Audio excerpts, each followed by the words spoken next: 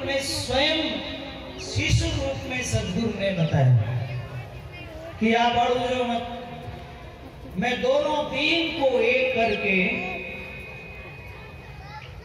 और वास्तविकता का बोध देकर के, सत्य का बोध देकर जीवों को अमर करने के लिए, सतलोक ले जाने के लिए आया हूं।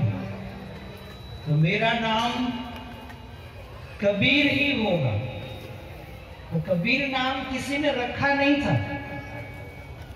जैसे आप हम जन्मे, किसी भी धर्म में मनुष्य जन्मता है तो उस धर्म में काजी पंडित जो भी होते हैं धर्म में, उसका मुहूर्त देकर, समय टाइम देखकर, जन्म पत्रिका बनाकर उसका नामकरण कर देते हैं। परंतु कहते हैं, वो सोचते हैं कि कबीर नाम तो बहुत महान पुरुष का होता है। कबीर का मतलब ही होता है महानों से महान।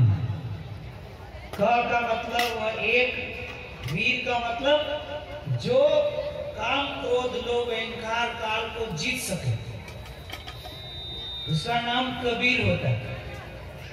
और हमारे समाज ने कितना हल्का अर्थ निकाला कि जो मुस्लिम का बच्चा होता है वो उसका नाम कबीर होता है।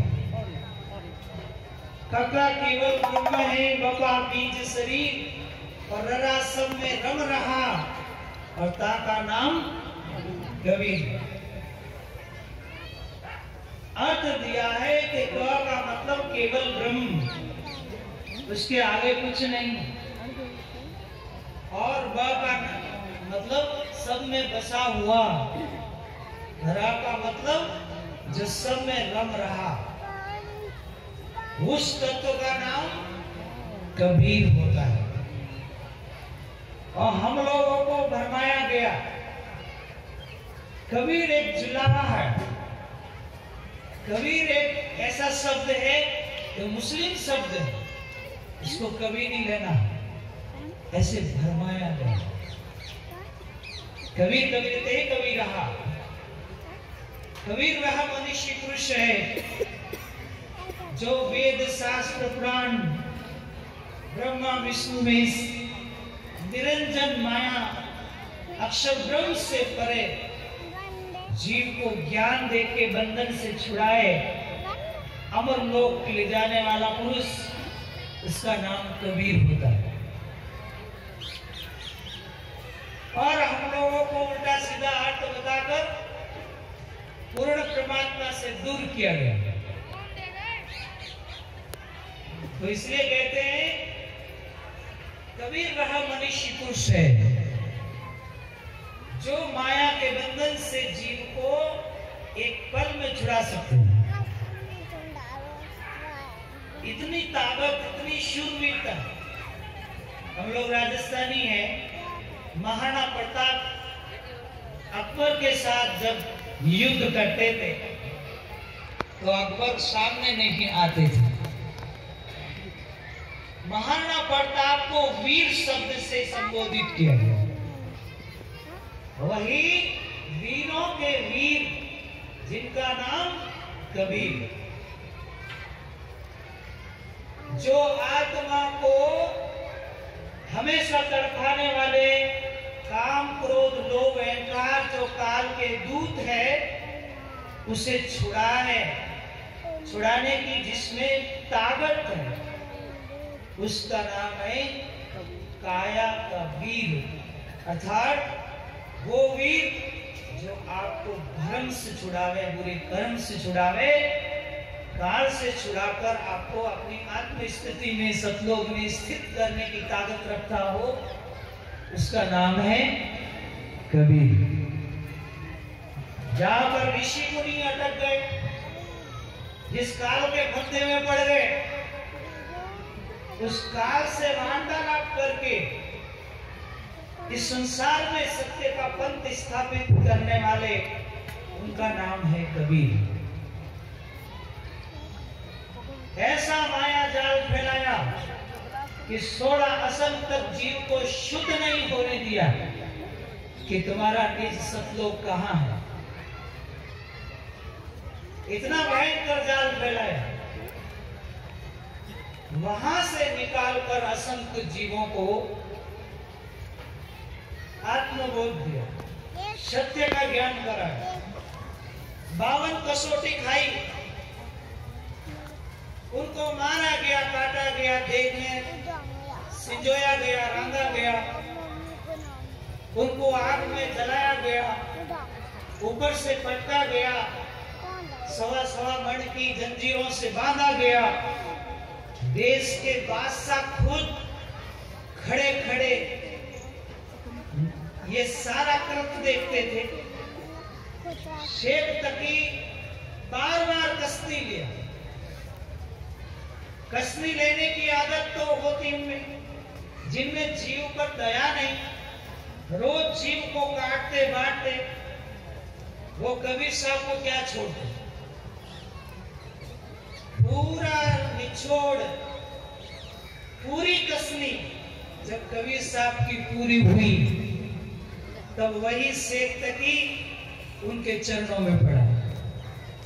शेख तकी बार बार कसनी लेकर रयो हार, कुदरत कमाल शुद्ध मृतक जीवायो। जो छोटा लड़का जो बहता हुआ नदी के किनारे आया, उस पर शेख तकी ने कह दिया कि इसको जीवित करो तो हम आपको प्रभु समझते। तुरंत बच्चे को जीवित कर दिया।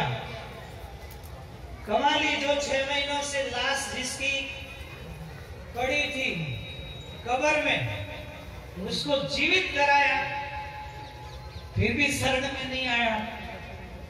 कमाली जो शेख तकी की पुत्री थी, उसने स्वयं ने कह दिया कि अगर आप सदगुरु कबीर साहब को अपना इष्ट धारण नहीं करते हो तो मैं आज से आपका घर त्यागती हूं, आपकी बेटी नहीं कहलाऊंगी, कबीर साहब की बेटी कहलाऊंगी। गुरु के साथ रवाना हो गई। कब्र में 6 महीना पहले डाली हुई लड़की की लाश को जीवित किया। ये सारे पर्चे साहेब ने सिकंदर लोधी जो देश के बादशाह थे उनको दिया। तब जाके उनको पता चला कि ये स्वयं ही खुदा है, ये स्वयं ही मालिक है, और हम कहां खुदा को खोज रहे हैं। वह शेख तकी जब सतगुरु के चरणों में गिरा और सब क्षमा याचना करने लगा और कहा कि मैं आपकी कसनी लिया, मुझे माफ करो। कितने दयालु थे, 2 सेकंड भी नहीं सोचा, सिर पे हाथ रखकर उसे भी शरण मिल गई। दयालु संत थे स्वामी, उठा के गोद में बोले, भजो श्री राम मत रोवो, मिटे दुख हरि गुण गाए। इस तरह के रामानंद जी के जो राम नाम का जो प्रचार था, जो घंटीधारी दया का धर्म चलाते थे, उसको पल्लवित किया उन्होंने, संसार में दया धर्म को पल्लवित किया। तो हमें सदगुरु की शरण मिली, कबीर साहब का ज्ञान मिला, ये हमारे करोड़ों जन्म के पुण्य है। कितने जन्म के पुण्य है? कितने जन्म के पुण्य है? करोड़ों जन्म के पुण्य है। और 16 असंख्य युग तक जो मूल नाम है, मूल भक्ति है, काल ने छिपाया था, उसको सदगुरु ने आकर के प्रकट किया। इसलिए साहेब ने क्या कहा, साच बराबर तप नहीं, झूठ बराबर पाप, और जाके हृदय साच है और वहां घट आप ही। बंदी छोड़ का ये वलक शहर मंजार और छूटे बंधन भेस के धन धन गए संसार। 84 सिद्धों की बातें वो भी अड़ुझ गए थे। तो इस तरह से संतों की रक्षा करने वाले, भेष भगवान की पद रखने वाले और देश में शांति और सुरक्षित दया धर्म फैलाने वाले, अगर कोई ज्ञान को प्रकट करने वाले कोई पुरुष है तो उनका नाम है कबीर।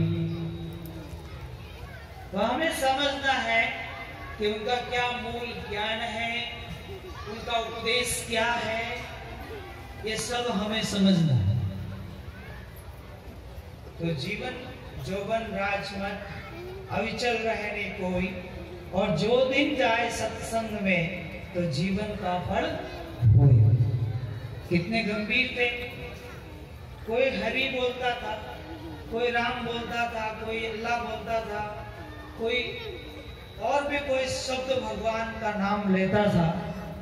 उन सबको अपनी वाणी में लेकर सार का बोध कराया। कितने गंभीर थे। जात पात का सब भ्रम मिटाकर सबको अपनी आत्मा स्वरूप में ले गए कि तुम हंस हो, तुम्हारी कोई जाति नहीं। ये जात पात ऊंच नीच तो काल का जाल है, जिसमें तो किसी को छोटा बड़ा समझते हो, किसी का मान अपमान करते हो। ये सब सूक्ष्म रूप से काल तुम्हें बिखेर रहा है, तुम्हें अलग कर रहा है, तुम्हारी शक्ति को कमजोर कर रहा है। तो तुम जागो।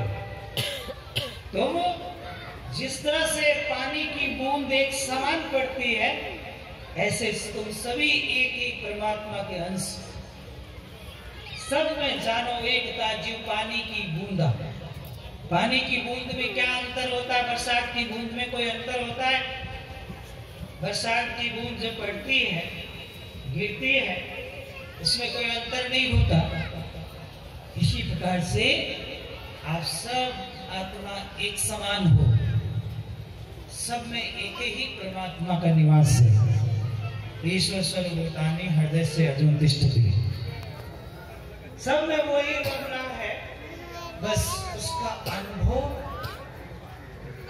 समय के गुरु इसका अनुभव कराएंगे। उस परम तत्व का अनुभव कौन कराएगा? इस समय के गुरु आपको उसका अनुभव कराएंगे। इसलिए सतगुरु की महिमा अनंत है और अनंत किया उपकार, और लोचन अनंत उघाड़िया और अनंत दिखावन। हाँ, तो सतगुरु की क्या महिमा कहें? सतगुरु के उपकार को हम कैसे वाणी से समझाएं, कैसे समझाएं? पंगड़े को पांव देना, पंगड़े को पांव दे दे तो क्या बोल के कहे कि मेरा जन्म सुधर गया। अंधे को आंखें मिल जाए तो कितना आशीर्वाद देता है कि मेरा जन्म सुधर गया। इसलिए कहते हैं अनंत लोचन, अनंत आंखें खोलने वाले, अनंत भाव के पांव लगाकर जीव को भक्ति में आगे बढ़ाने वाले। अब हम चलते हैं अगले भजन की ओर। बोले सद्गुरुदेव महाराज की जय हो।